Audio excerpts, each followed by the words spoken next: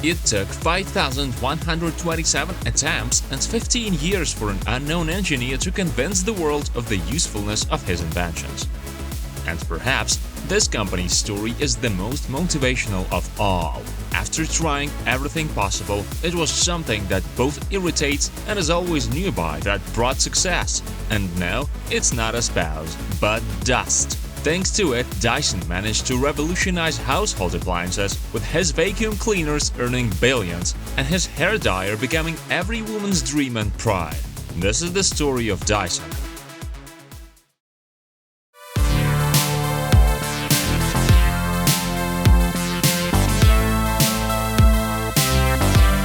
In the distant 70s, the name of British inventor James Dyson wasn't well known yet, but even back then, his resourcefulness and ambition were something to envy. At the age of 23, he designed a high-speed cargo ship called the Sea Truck for free for a company capable of docking even at unprepared shores. It successfully sold around 200 units a year.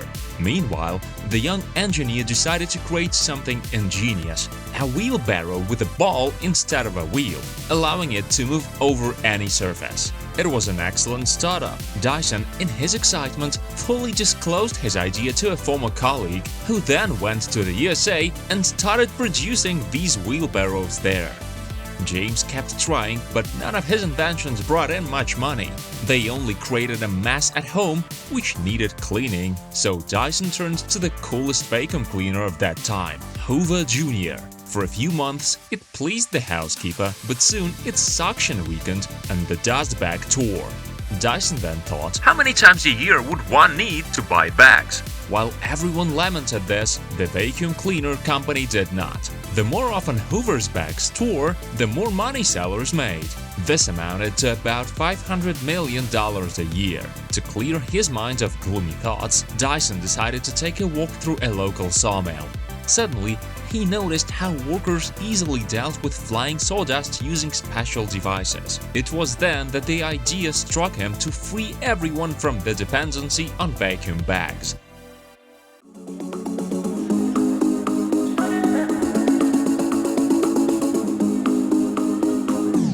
In the 1980s, Dyson worked on a new dust collection system without a bag, a special cone made from a cardboard and tape, which could capture fine particles using an airstream known as a cyclone. All the dust was guaranteed to go into a clear dust collector, and the air came out clean. Importantly, no dust was blown back out. This was the first revolution in the history of modern vacuum cleaners, as this system solved a problem that no one had wanted to address for over 100 years. A delighted Dyson sent prototypes to Hoover's, Electrolux, Miele and Bosch, hoping investors would shower him with money since he was on the brink of poverty, having to forego extra spending on food. Luckily, he had his own garden, but even that was on the mortgaged property due to huge debts. Companies categorically refused to let someone who could destroy their business enter the market. One American brand, Amway, even announced a suspiciously similar vacuum under their own name, but Dyson managed to win a copyright infringement case. This didn't break the engineer, who believed in a miracle, and it happened in the form of the Japanese company Apex, which in 1986 helped him create a pink vacuum cleaner for the Japanese market, needing neither dust bags nor filter replacements. The G-Force, named after the gravitational force, priced at $2,000. This name helped attract fame in certain circles and a $1 million loan, which he used to open his own company named after himself, Dyson. In his own factory in 1993, the engineer decided to use his 5,127th attempt and finally created his own vacuum cleaner, the Dyson Dual Cyclone 01, for $290. It became so popular with housewives that over 50,000 units were sold in the first year, and Dyson's company became the vacuum cleaner leader throughout the UK. They were one of the first to offer their customers annual warranties on products because they were confident in the quality of their vacuum cleaners and didn't even release spare parts. Dyson himself said, if a customer spends $400 to $500 on our vacuum cleaner, they should enjoy their investment. If someone has a problem with the equipment, it's the brand's problem.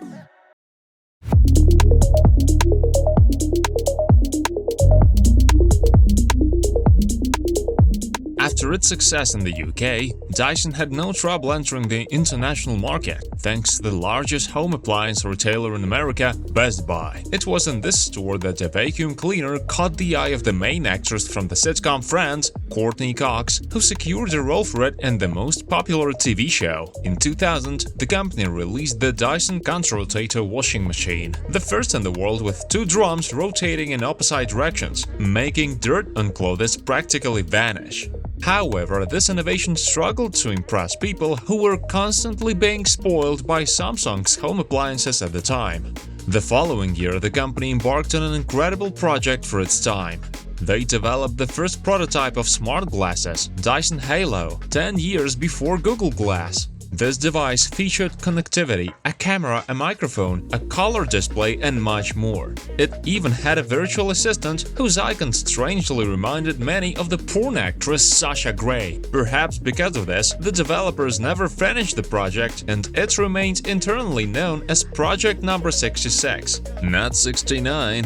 By 2001, Dyson had introduced a few vacuum cleaners and one washing machine to the public, with the glasses being the 66th project.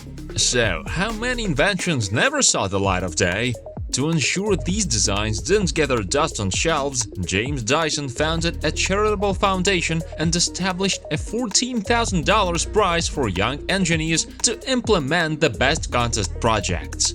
The company itself focused on yet another innovative solution. In 2004, they introduced the compact Dyson digital motor (DDM), which became the heart of the company's other inventions. Dyson would eventually improve this small motor technology to the point where it would be 5 times faster than a Formula One engine. 2006 brought another revolution: the Dyson Airblade hand dryer with an air speed of 648 km/h. This dryer could instantly claim the top spot among the fastest machines, outpacing the Bugatti Chiron Sport and the Koenigsegg Agera RS. It took only 10 seconds to dry hands, but those seconds weren't enough to make people realize it was a dryer, not a urinal. Thus, the company had to develop other dryer variants in the future.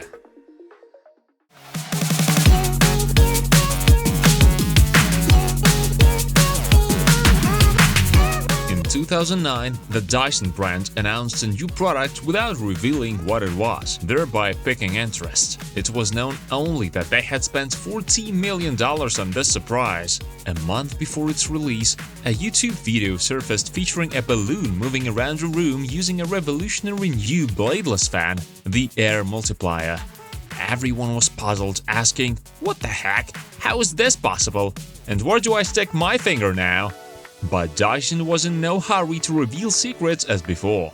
In the following years, the company improved its existing products, delighted customers with new vacuum models, sued Samsung and LG for patent infringements, accused German Bosch for espionage and theft of their secrets, while James Dyson finally enjoyed having $1.2 billion in the company's account, eager to share this with his beloved wife. Unfortunately, she couldn't hear him because she was drying her hair with a very loud hairdryer. Thus, Dyson decided to spend $250 million and make 601 attempts. Yes, this engineer loves counting his attempts to create a new hairdryer in 2016. This device was not only supersonic, but also super expensive. The Dyson Supersonic ranged from $300 to $1,000. It was a groundbreaking achievement in the hairdryer market in 60 years. Dyson even chose his wife's favorite color for it, fuchsia. Now he could tell his wife without raising his voice that the company's revenue had grown from $1 billion to $3.6 billion annually, producing 80,000 devices per day. James wanted to please his wife with a hairdryer, but it turned out that nearly every woman in the world desired this super device. In the future, with the arrival of Dyson's hair styler and then a 2-in-1 dryer and styler, iPhones might have to make some space on the wish lists. Having satisfied the women, Dyson decided it was time to surprise the man. Perhaps with an electric car with zero emissions, codenamed N526. However, after 3 years of work and creating a prototype, Dyson shut down the project, incurring $700 million in losses. Somewhere in the backseat of his electric car, Elon Musk was crying tears of joy, knowing he wouldn't have to fight another competitor. The company decided today it's too expensive to release potentially powerful electric cars, and selling them at exorbitant prices is undesirable. They had plans to sell the car for $210,000. A crazy price for a car somehow bothered them, while outrageous prices for hairdryers and vacuum cleaners did not. Just look at their website. Hence, no one was upset. James was even glad they had gained knowledge in aerodynamics, batteries, robotics, and lighting, which they believed would be useful soon.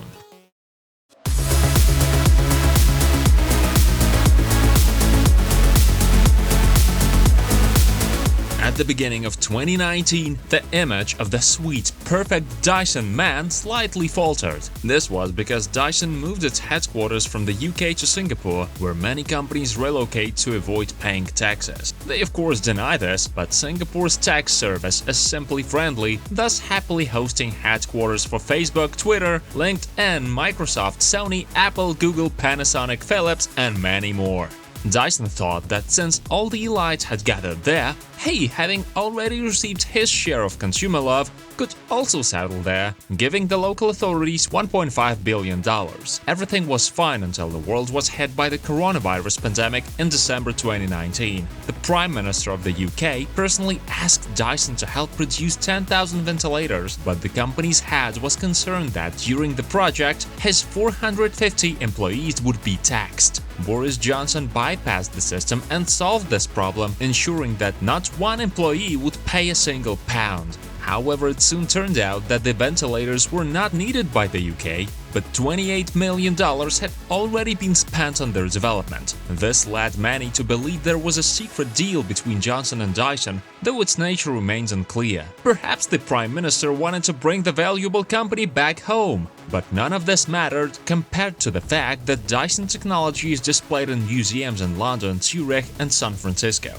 James Dyson himself created his own department at Cambridge University, opened a technology institute in Malmesbury, a microbiological laboratory to study allergens and harmful microorganisms to find ways to destroy them, and he's also trying to improve farming. For all these achievements, he became one of the 24 living people honored to be appointed a Knight of the Order of the British Empire. What began many years ago with one man and his idea has turned into a huge company with annual revenues of over $9 billion, of which $3 billion goes into technology research. More than 5,000 engineers work in 60 countries worldwide. The company's focus on design and innovation has been key to its success, helped by a motivational quote from the inventor of the light bulb, Thomas Edison: "I have not failed, I've just found 10,000 ways that won't work." As for Dyson's head, who has ushered household appliances into a new era, he advises: ignore the advice of false experts and trust your gut. Achieving your dream is possible only if you firmly believe in it.